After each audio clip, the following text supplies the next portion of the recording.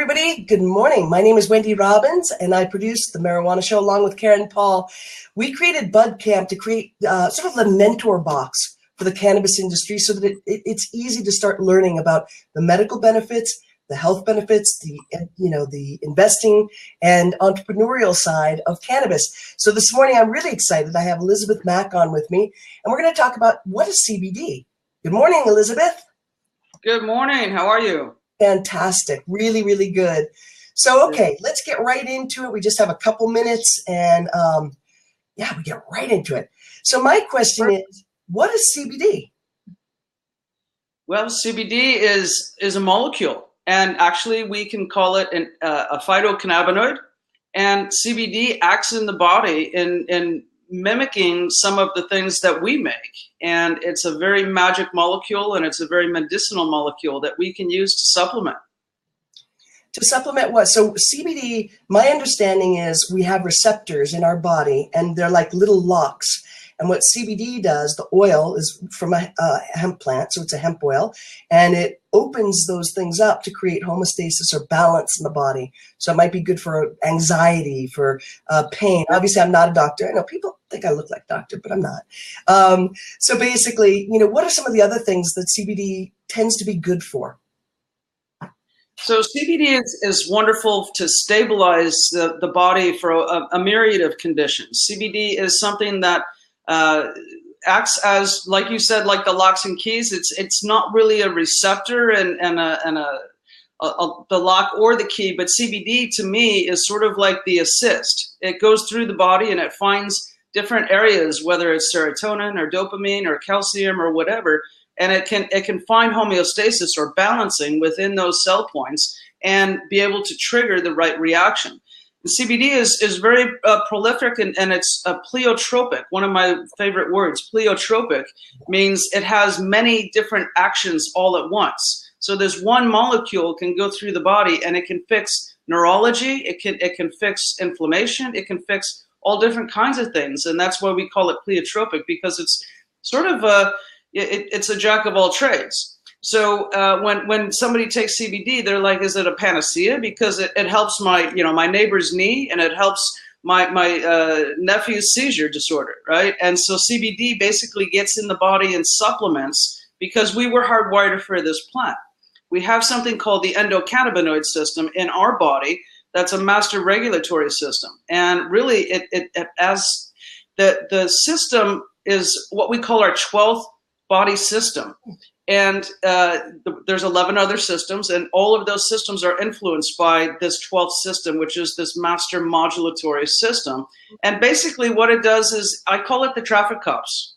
CBD is the traffic cops that gets into the accident zone and is able to affect those plus minuses, balancing each cell and causing that physiology to get into balance. So when we're out of balance, our endocannabinoid system is not working right. And just like when you have a vitamin D deficiency, you could take extra vitamin D. And so what we do is we supplement now with CBD in varied forms, and it will get in the body and help us react back to homeostasis and bring us back to balance for every different condition within your body that is off. Yeah, so basically, usually we run as sympathetic, meaning fight, flight, stress, everything's crazy. And what I notice is when I take CBD oil, I just relax right away and go into, I guess, what would be considered a parasympathetic response, which is why you typically see a chiropractor or a doctor.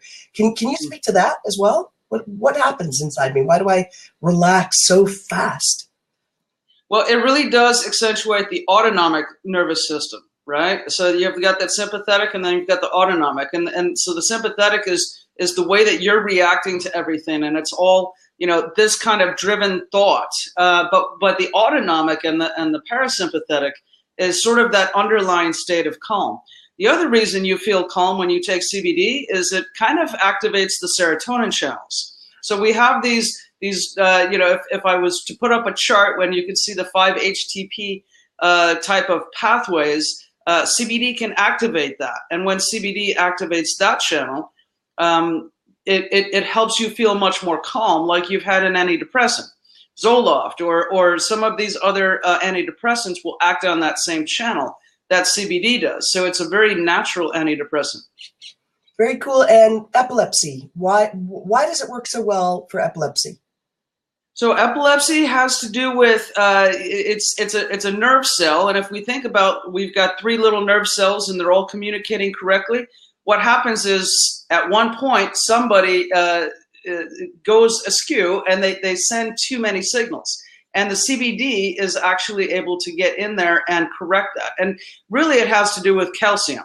So calcium is the culprit here. And calcium is going to trigger to excessive glutamate, and that is actually causing the neural toxicity in the brain, which will cause the seizure. And CBD will get in there, slow down the calcium, it'll stop producing glutamate, the seizure will stop. So if you've ever seen somebody that's having a seizure, you rub CBD into their lips, get them into a safe state, and that seizure will abate. And the post-ictal state will be shorter and less severe. So yeah, you can absolutely try to stop seizures and use CBD as a preventative measure to keep those calcium levels in balance. Wow, that's amazing. I have chills everywhere. And I have tears too. I have several friends with kids who have epilepsy, and watching those seizures, I would do anything to stop those. And with the natural, the stuff that doctors recommend typically will make you feel homicidal, suicidal, etc. And they say, well, that's just normal. That's just part of it. So if you could have something natural, CBD, why wouldn't you choose that? And I think people don't, because they think they can get high from CBD. Can you talk about that? Yeah, CBD is gonna make you feel nice and calm and relaxed, but it's not gonna trigger that psychoactive euphoria that THC does. So that's where people kind of get messed up. So out of all the cannabinoids, we have over 100 different cannabinoids, but THC is really the only one that causes that psychoactive lift or that happiness or that just elation or really just that flood of dopamine. So CBD doesn't do that. So when you take CBD as a natural supplement, you're able to enhance your own neurology, decrease your inflammation, improve your stress response, and lower your anxiety levels, help your sleep, all of those things without being high. Because it basically is like that scrubbing bubbles going through the body, fixing what it needs to fix, but not in a way that's going to trigger psychoactivity. So it's really just medicine. So then it just becomes, how do you get this medicine into your body? What mode of administration? How many milligrams do you need? Where do you buy it? That sort of thing. Well, let's talk about that. So let's talk about, how many milligrams and also bioavailability. In other words, how does it get into my body? And so typically it's like 6 to 7% unless it's nanotechnology. So maybe we could speak to that for a second. And then, what do you think is the best way to distribute through your body?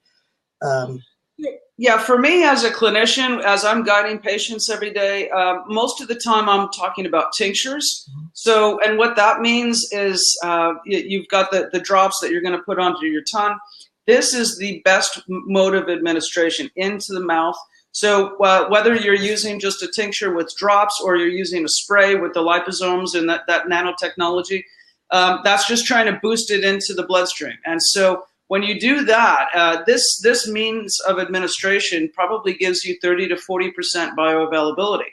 And so it really does get into the bloodstream. And some are, especially with the liposomes, even more than that. But average is about 30 to 40%. Versus inhalation, if you were to take a CBD vape pen, breathe it in, that will also get into your body, but it's closer to 10 to 20% actually getting into the bloodstream. You could also use a CBD salve or a balm, rub that onto your elbows or shoulders or knees, wherever it's hurting. That's not really going to get into the bloodstream. It's going to have a localized reaction. So yeah, for the best route of administration, I would definitely say to take a tincture or a sublingual spray. And, as far as milligrams, if it's cannabis-based CBD, you're probably going to need 10 to 20 milligrams a day to feel that calm and sense of stability, lower the inflammation, lower the seizure threshold. Some kids that are taking seizure medicines are able to come down off of those, but we might see them on 100 milligrams of CBD a day. And then for the hemp-based CBD, It's still CBD, but for some reason you need a little bit more on the milligrams. So it might be 20 to 50 to 100 milligrams of the hemp-based CBD. But either way, CBD is CBD. And so, you know, people really, the molecule is the same. And then we need to talk about full spectrum and getting all of the other terpenes and other cannabinoids in there that it needs to activate each other. Because, you know, the way I describe that is if you're on a symphony, it's nice to have that soloist for a little while, but then the rest of the symphony needs to come back in. CBD needs those others. So what is full spectrum? We're seeing that a lot. So what does that mean?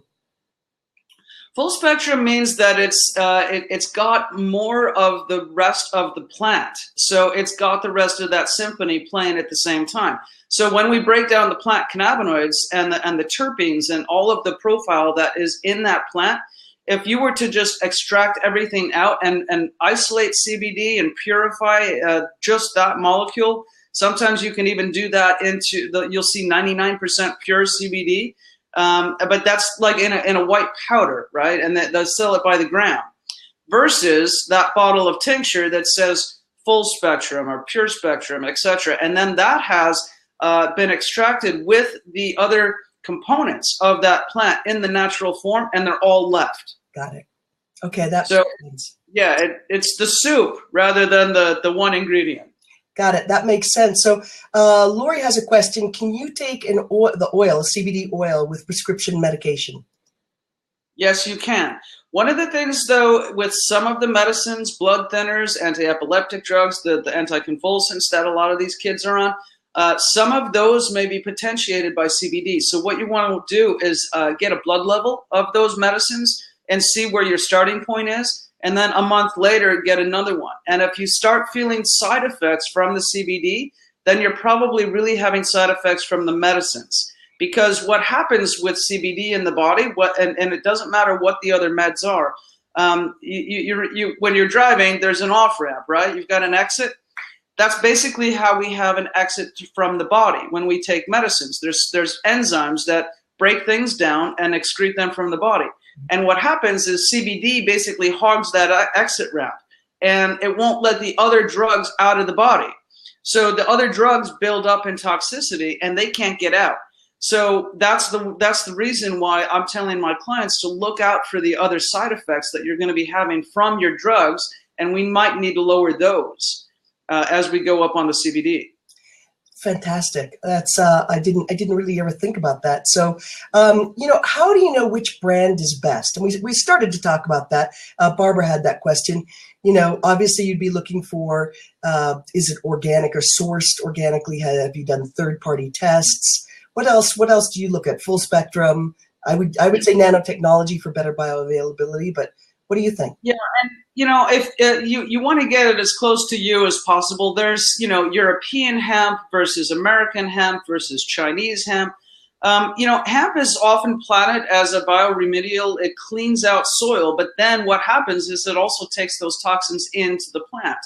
And some countries, like, I would not have Chinese hemp. I don't think it's clean. I don't think it's pure. And you're putting this into the body of a healthy person or a sick person, an immune compromised person. And so you want that to be organic and pure and tested. It has to be tested to make sure there's no microbes, that there's no pesticides, and that there's no other contaminants. So it should be balanced by being full spectrum, and it should be tested. But we are growing hemp again in this country. There's all kinds of legislation that is trying to make it legal across all states to grow it not just as a nutritional supplement, but as medicine. And so people are starting to really do it right. I don't know if I can mention company names, but there are plenty in America that are making really good hemp. And as long as you're getting tested hemp that is pure, full spectrum, and American made, you should be okay. Yeah, and my question about American made would be just pollution, because the one thing about hemp that's so phenomenal, it's such an amazing plant, is that basically it takes the toxins out of the soil. So that's where the testing comes in, and that would be my concern about a lot of American soil. It's actually being used in Chernobyl right now to clean the nuclear fallout, you know, so it's just really a stunning, amazing plant. So we're running out of time, and actually we've gone over our time, but is there anything else that you'd want to say? Well, just this is medicine. Treat it as such, and just really look at putting together a full treatment plan. And my company, Holistic Caring, we have nurses that case manage people across the country. And if you really are a medical patient, there are nurses now that are able to work with you. So, if you're really on the fence about how to do this, there's support. There's lots of things that you could read. So contact a professional and get a real treatment plan to take a look at this, because you've got an opportunity in this lifetime to fix some of the problems that you have going on without the pharmaceuticals. And so, I always say heal without the high, and let's make cannabis medicine simple. Love it. On that note, I want to really, really thank you, Elizabeth. It's just a great time talking with you. And then I'd love to have you back on so we can really talk about how do you talk to your doctor, how do you talk to a nurse, what if they're against it, etc. So for the next. Yeah, absolutely. Okay, cool. Thank you. Thank you, everybody, for joining. Thank you. Have a wonderful day. You too. Bye. Bye-bye.